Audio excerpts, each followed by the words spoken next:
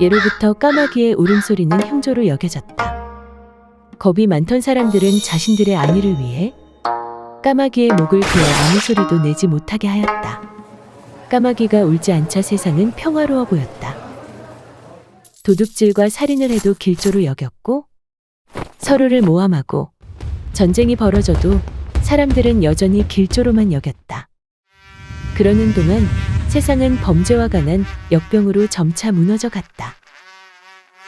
그 속에서 한 아이가 추위와 배고픔에 지쳐 길바닥에 웅크려 누워 있었다. 아이는 까마귀가 떨어뜨린 땅콩을 발견하곤 자연스럽게 그 뒤를 쫓아갔다.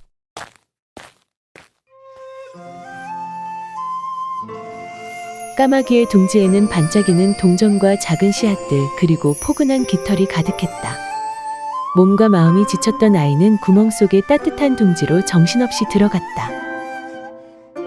아이에게 일부러 둥지를 내어준 까마귀는 결심한 듯 목에 감긴 천을 풀고 마을로 향했다.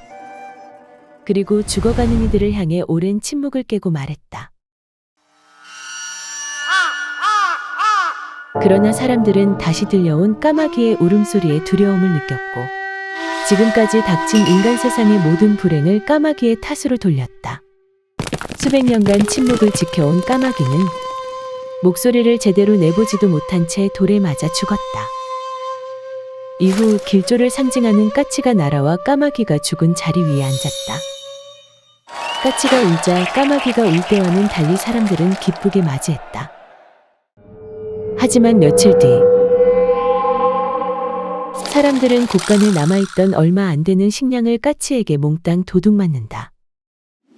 뒤늦게 사실을 깨달았을 때 하늘에서는 이미 눈이 내리고 있었다. 사람들은 추위와 굶주림에 서로를 잡아먹기 시작했고 각종 역병이 퍼져 길거리에는 썩은 시체들로 가득 차게 되었다. 겨울이 지나고 따뜻한 봄이 찾아왔지만 길거리에 살아있는 사람은 아무도 없었다.